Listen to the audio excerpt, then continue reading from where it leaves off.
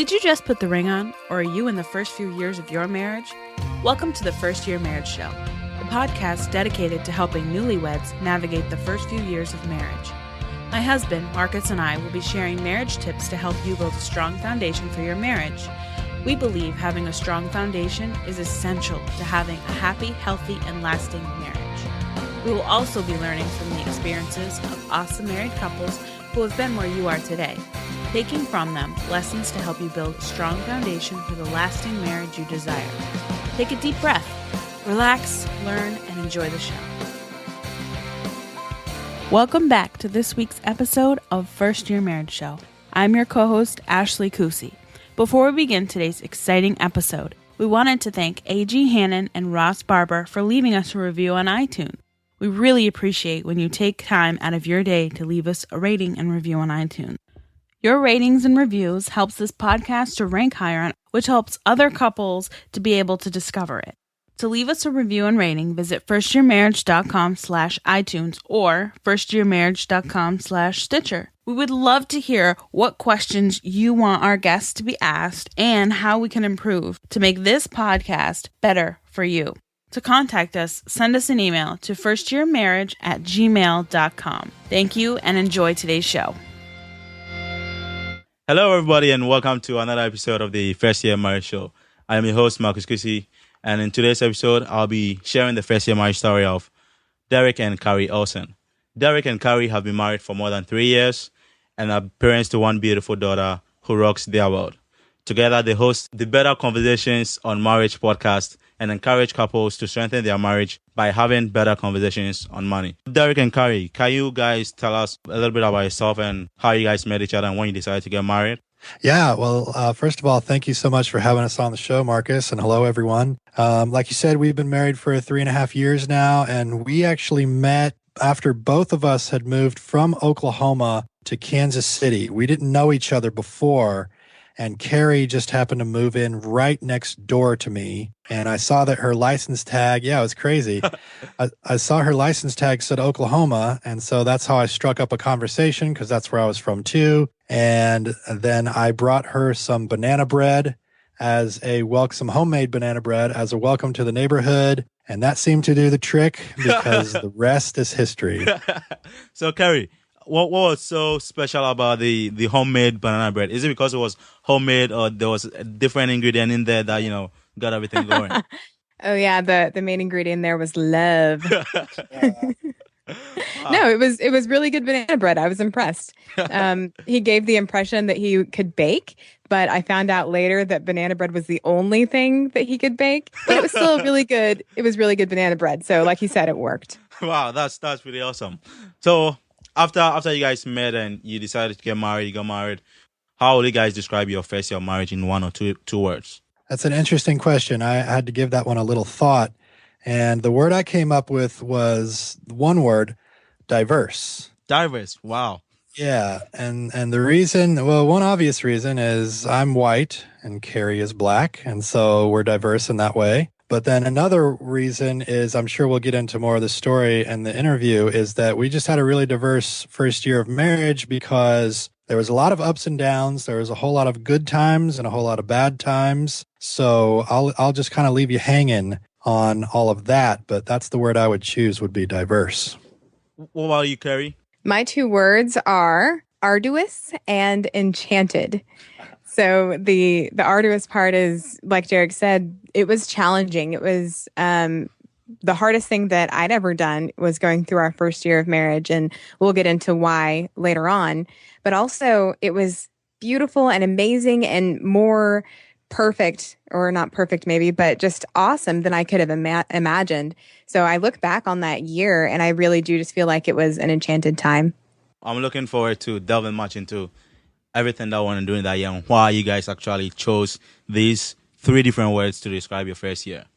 Yeah. So I know with the first year, you're going to go through some adjustments. I know everybody who is newlywed will go through that adjustment. How was the adjustments period for you guys? Was it difficult? Was there anything special about the adjustments that you had to go through during the first year? Yeah, so our story, like we alluded to, there was a lot of good times. We had a lot of fun, but it was very challenging that first year. And mostly due to the fact that Carrie had previously owned a house that she bought before we even met each other. I've never even seen this house to this day. And that house, it turned out, was in danger of being foreclosed on. And so that's how we started our marriage. We had to deal with this situation while we were engaged. And then after we got married, it was several months after we got married before we finally were able to what we actually did was arrange a short sale. So we narrowly avoided a foreclosure, but that's how we started our marriage. We were fighting a giant financial battle that was really threatening to destroy us financially. And that's a really stressful way to start a marriage. In fact, I was telling that story to a real estate agent once, and she stopped me halfway through and she said, wait a minute. You guys got married during a foreclosure? And I said, yeah, because it wasn't very, it didn't really mean anything to me. It was just our story. And she said, well, because I'm a real estate agent, I can say that most people get divorced during a foreclosure or a short sale. And so that's the biggest reason why our first year of marriage was so challenging. So with the foreclosure that you were going through, like, what was it like? What was the experience like?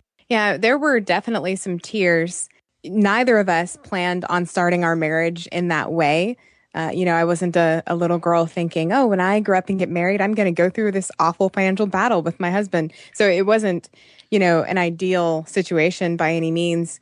So there were tears, there was stress. But I think another really unique aspect of it was that I learned about myself during this time that I was extremely prideful. So and my pride actually played into some of the issues that we ended up having that first year. I brought the house in, as we talked about, and I didn't want Derek to help me get rid of it or to help me solve the problem because I felt like I brought this house into our relationship. I want to be the one to fix it.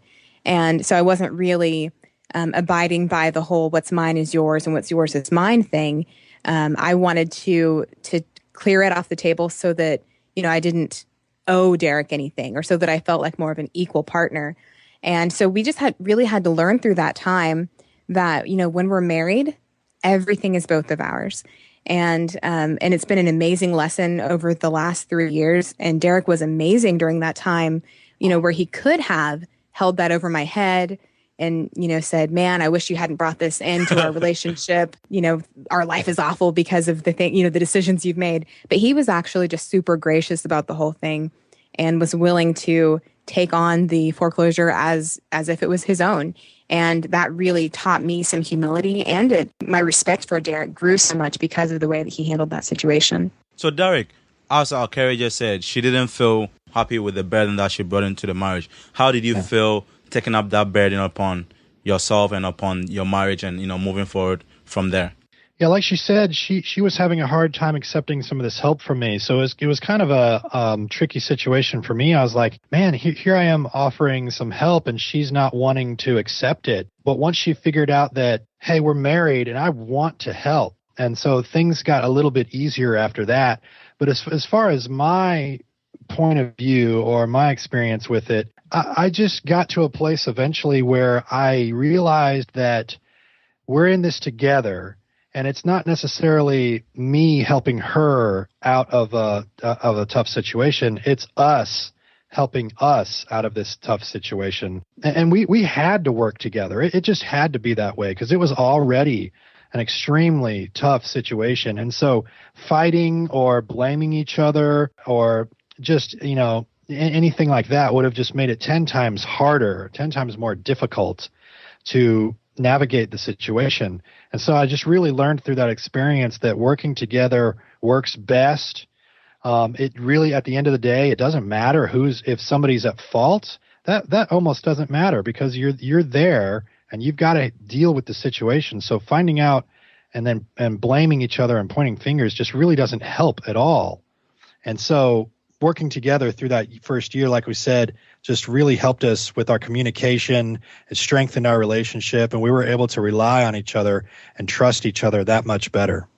So as you are going through all of these emotions and trying to work out this foreclosure, apart from all of these emotions that you're going through, did you guys have any other adjustments that you had to make Like an example that I'll give will be this. Like for our marriage, during our first year, I had to add an adjustment whereby I had to, instead of thinking about just me, I had to start thinking about us being one. Another adjustment that I had to go through was adjusting to the kind of lifestyle, like the way I, do things. Like sometimes I'll prefer to wash my dishes at the end of the day. My wife would prefer to wash it early in the morning. Was there any adjustment like that you guys had to do in addition to going through the foreclosure? Yes, there was. That would be crazy if we said no, right? Yeah, so obviously, I don't have to tell you or your listeners this. We were single before we got married. And living single is way different than living with another person 24/7. So, just a lot of the adjustments that you mentioned, like not being able to just go wherever I want to, whenever I want to. Now I've got a husband who is going to be a part of all of those decisions from here on out. And I have to okay things with him and vice versa. He's not a single guy anymore. He's got a wife. And so we have to start making decisions as a unit, which we'd never had to do before. And I think that leads well into what we started doing after the whole foreclosure situation. Was we started doing a budget together. And that was also something that we'd never done on our own.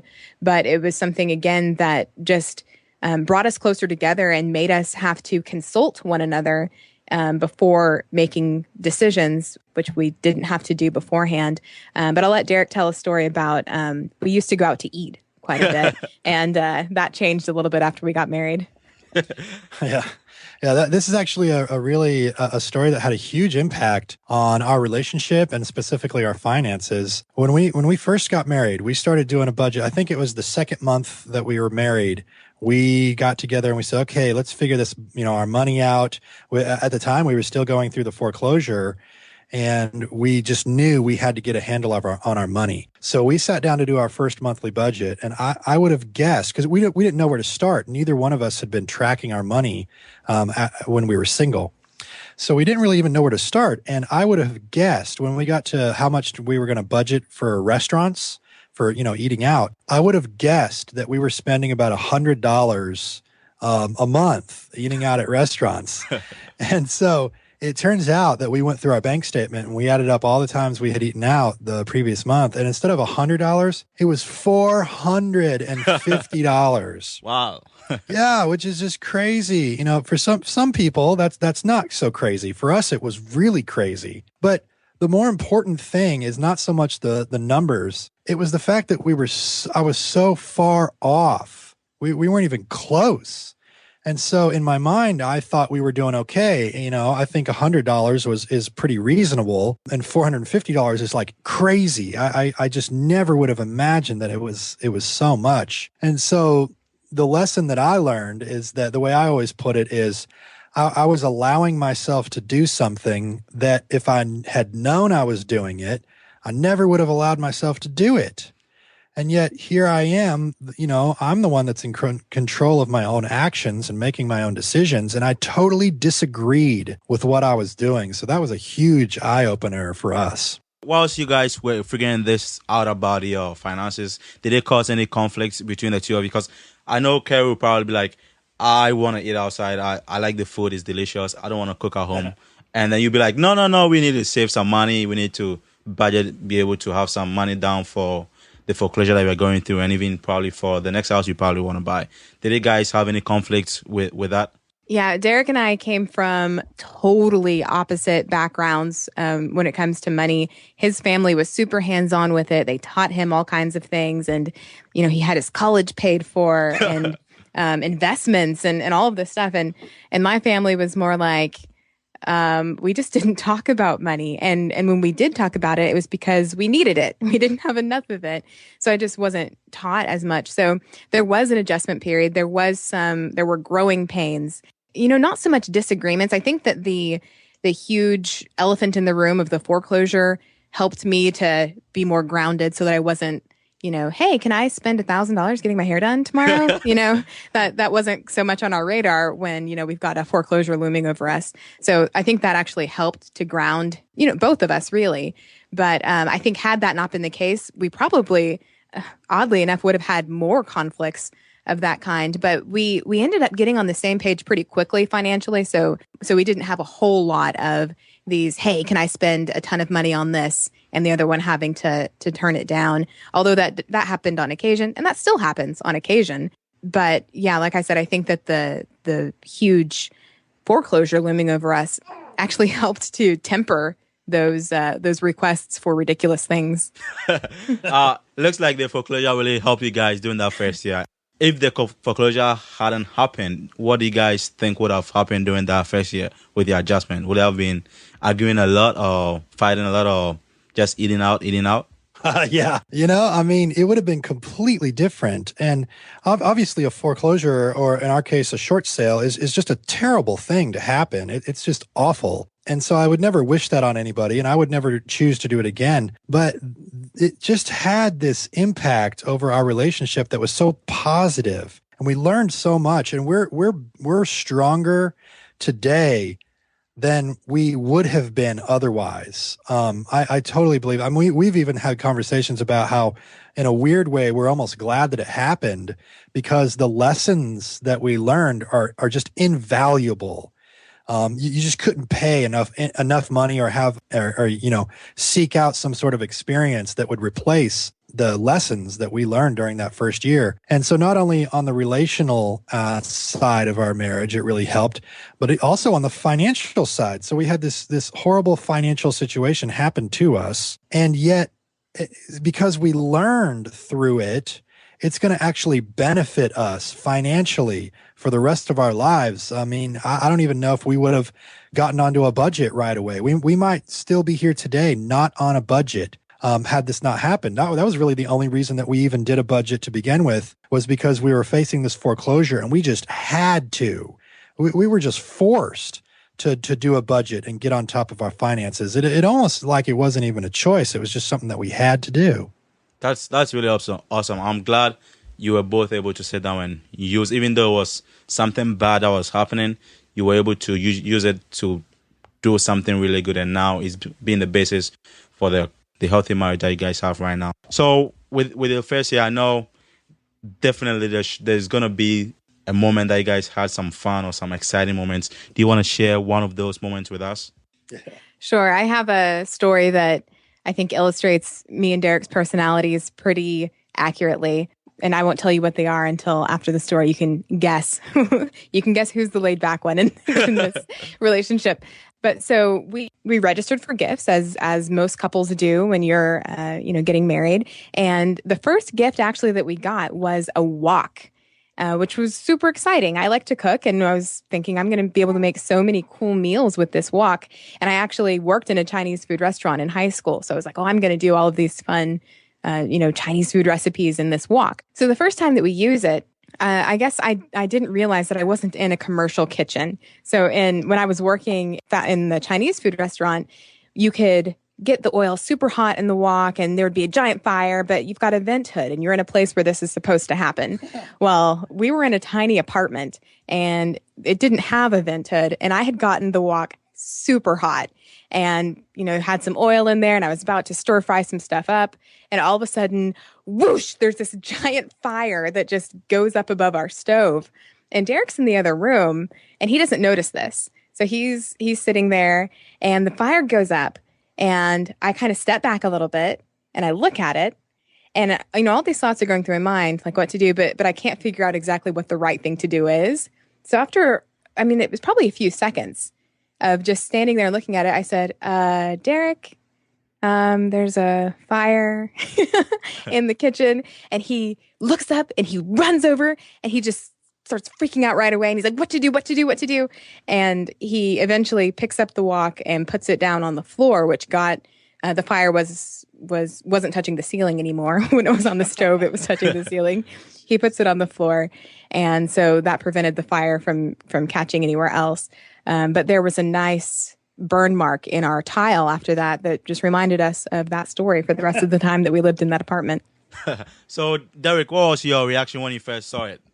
I mean, I came around the corner to the kitchen. I see all these flames everywhere, and she's just kind of standing there, like all chill. And I was like, "Oh my gosh, what are you doing?" And so, yeah, I grab it up right away, and it was a funny story, and I love the fact that that burn mark on the kitchen floor stayed there for the rest of the time that we lived there. So every day we would see this circular, this black circle on the kitchen floor. That's really, really funny. After all these things that you guys went through, did you guys get to sell the house or get everything done with the foreclosure during that first year? Yeah. So the foreclosure became official. I'm sorry, the short sale. It became official. I think it was 2 or 3 months after we got married, right? Does that sound right? Yeah. So so we we fought this fight while we were engaged.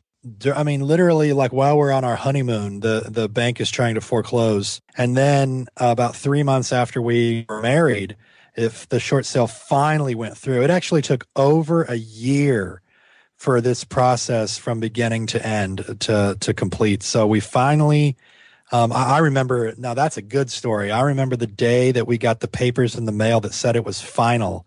And do you remember? You remember jumping up and down? Carrie came in and we opened up the papers and it said that it was final. And Carrie started jumping up and down, and I think I had to sit down. Why did you opt to sit down? I was thinking maybe there was going to be a party going on, music. No, well, it was just such a relief, and it was just, like I said, we fought that fight for over a year. That's a really long time we just got our butts kicked every single week. We were just getting our butts kicked constantly by the bank and the mortgage lender and the title company. And it was just awful. I remember having anxiety every time I checked the mailbox because I just knew there was going to be more bad news in the mailbox. Everything that they send you is really intimidating and official looking. And so I hated checking the mail. And so to get that last piece of mail that said that we were free and clear and it was all done, it was just such a relief. And I just couldn't wait to have that all behind us. And I just couldn't believe after more than a year of fighting this battle that it was finally over and we could put it behind us and move on with the rest of our lives. That is really awesome. I can definitely see the relief that you guys probably just like going to college for maybe for 4 years, and then on the final day, you walk the aisle and you actually get your diploma. That relief that is taken off your shoulder is definitely something that we can relate to. What you guys felt. Yeah, that's very similar. That's awesome. Yeah. So during your first year, was there any particular book that helped you, or any resource, or anybody that really helped? Because I know you're definitely going to need some help here and there, because engaged, married, newlywed, going through a foreclosure, it's not going to be an easy process that you can be like, they're just going to depend on each other. There's definitely going to be something that is going to help you guys, be able to move forward with everything that is coming your way. There's two things, I guess. One, Carrie had a real estate agent that was just awesome. And she fought so hard for us to try to make things go as best, as smooth as possible. And she was probably one of the reasons why we avoided the foreclosure and were able to do a short sale. We didn't have any idea what was going on. We didn't understand, kind of like you. We went through this whole process, and I still am kind of confused about, what happened. It's really hard. It's really complicated, and it's really hard to understand. So we had that real estate agent who just worked so hard, and she was so nice, and she just kept us updated. And that made us feel really good. It made us feel like we weren't alone and fighting this battle on our own. So that was one when it has to do with the short sale. And then the second thing that we did was we did pre-marital counseling before we even got married. And that was really, really helpful because it brought up a whole lot of questions and just, topics to discuss that we otherwise might, it might have taken years, or we might never have thought, hey, we need to talk about this. You don't really know what you're getting into, when you're getting married, as much as you know. And so having that premarital counseling allowed us to think about some extra things that we might not have thought about, and we both found that really helpful. Yeah, was it premarital counseling through your church, or was it online? Like, where did you get your premarital counseling from? Yeah, we got it through our church. Okay. And it was great. At the time, the way that premarital counseling looked was we met 2-on-1 and sometimes 2-on-2 with another couple. And it was just so great because they functioned for us kind of like sounding boards and accountability couples and just mentors, people for us to look up to and to ask questions to. And it really helped us to, I think, set our expectations for that first year of marriage, so that, if you've got it in your mind that marriage is going to be this super awesome, dreamy fairy tale land, you're right. It is that, but it's also hard, and it helped us to kind of not set our expectations to the degree that, like, oh, don't expect too much, but just to really get to know and to anticipate like how we would react in different situations and get to learn more about each other's backgrounds and how that is going to affect us as a married couple.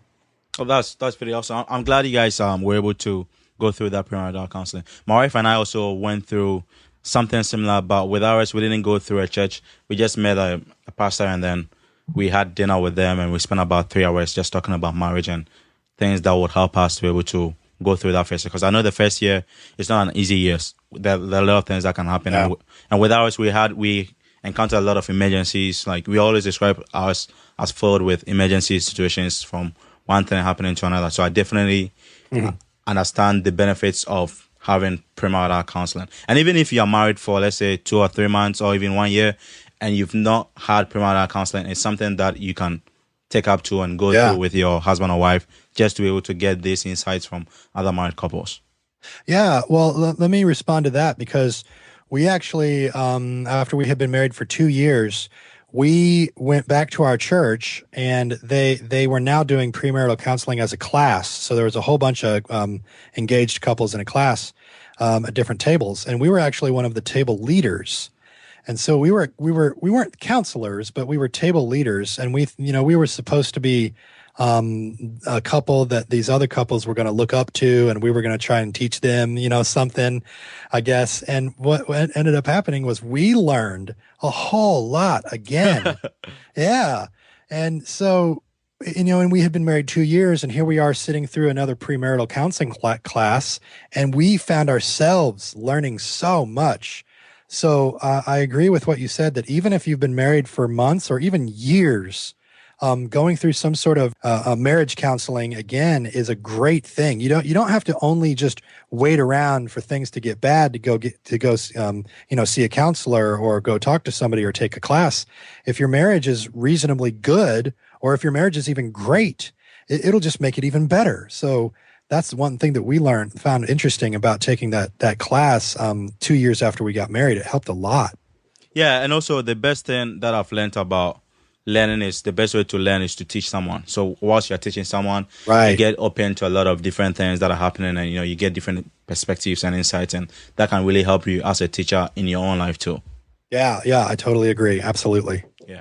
So Derek and Carrie, before we end our conversation today, what is the one lesson or advice that you guys wish you knew before you got married or during the first year that you were married? I think one thing that I wish I would have known before I got married, and it might sound weird because because I knew it, head knowledge, but practically the way that our first year of marriage functioned, I didn't act like I knew it. And that's that Derek isn't every other man that I've known in my life. And I think it's just a normal thing that you do is when you do get married, you kind of either project or everyone has baggage, whatever it is. Even if you haven't dated much, you have maybe a father figure. And if not, then you have effects of not having a father figure. So whatever it is that is going on in your background, you end up kind of projecting onto your spouse. And that makes you react to things sometimes that aren't quite appropriate for the situation. So if it might cause you to negatively interpret something that your spouse is doing, which is something that I struggled with early on. One ridiculous example is when I would do the dishes or do something in our house, and Derek would say, "Thank you." I took that as an insult. Like he was saying, "Oh, thanks, you're finally doing something to help out." And that's because of my background and my baggage. There was nothing about the way that Derek was saying thank you that should have made me think that that's what was going on. And so it took us a while to work through that and for me to separate, what I had in my mind as like what a husband is. From who Derek was. And, of course, Derek is just this kind person who says thank you when I do the dishes. So that's my piece of advice I wish I'd known, that Derek isn't every other man that I've known in my life. Yeah, and just to chime in here, even if you are a guy that you're listening here, or your husband listening to today's episode, what Carrie is saying doesn't just apply to the ladies out there. It also applies to men. You can see it from both sides. It doesn't apply to just one person. Yeah, very true. Derek, is there anything that you'd like to add to that? Just one thing, just one sort of thought that was an experience of mine. Whenever you are engaged and you're telling people that you're engaged and you're about to get married, I found that you often get like weird reactions, and a lot of the reactions are really negative. Like, oh, just wait, she's going to try and change you, or oh, just wait, she's playing nice now, and then when you get married, and then she's going to be a different person. Or just really weird stuff like that. In fact, Carrie actually got two pieces of advice on the same day from two different people when we were engaged. One person said, "Just remember, just say yes, dear, and everything will be fine." So this person is, championing being passive and just yes, dear, being accommodating. Just play nice so that there won't be any problems. And then another person on the same day said, "Make sure that you put your foot down on day one. Make sure you let him know who's boss on day one." Yeah, so she got these two totally conflicting, equally bizarre, and not very helpful pieces of advice on the same day. So that was her experience. But I was getting things like, like I said, oh, she's going to change and she's going to try and change you and all that kind of stuff. So when we got married, I was actually like, oh my gosh, is she going to change? Is this going to get really weird? The day after we get back from our honeymoon, is she going to turn into this different person? Because that's what I had been told is going to happen. And that didn't happen. But I kind of I retreated a little bit and got a little quiet for the first month of our marriage, because I was waiting for it to happen. And I was like, okay, when's it coming? When's she going to change? And then as a result of that, Carrie thought something was wrong with me. Because now she's thinking, oh my gosh, we're married now and he's different. He's kind of pulled back a little bit. And it wasn't for about a month that I told her what was going on. And she was like, oh my gosh, that makes so much sense because you were acting weird. And I was like, yeah, that's because I was waiting for you to start acting weird, because that's what everyone told me you were going to do.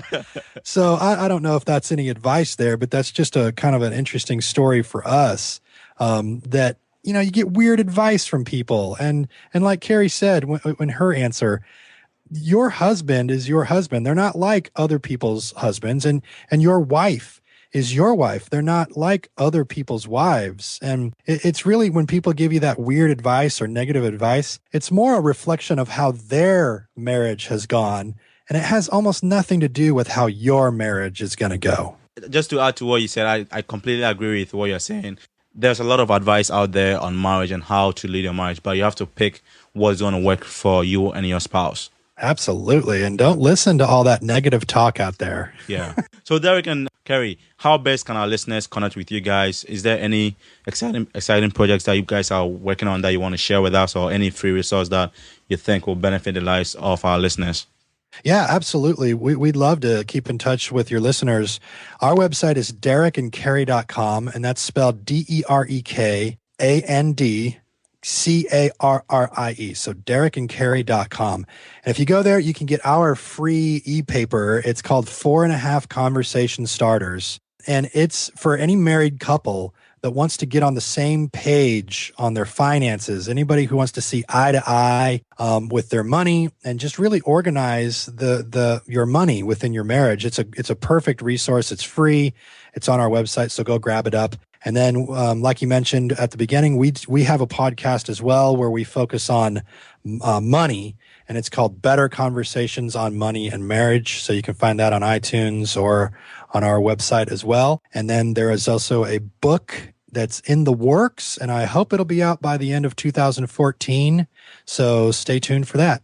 Awesome. Yeah. So Derek and Carrie, I'm really appreciate you guys taking time out of your busy schedule today. I know your baby is probably either sleeping or looking at you guys right now. Yeah, she's actually right here. Carrie's been holding her this whole time.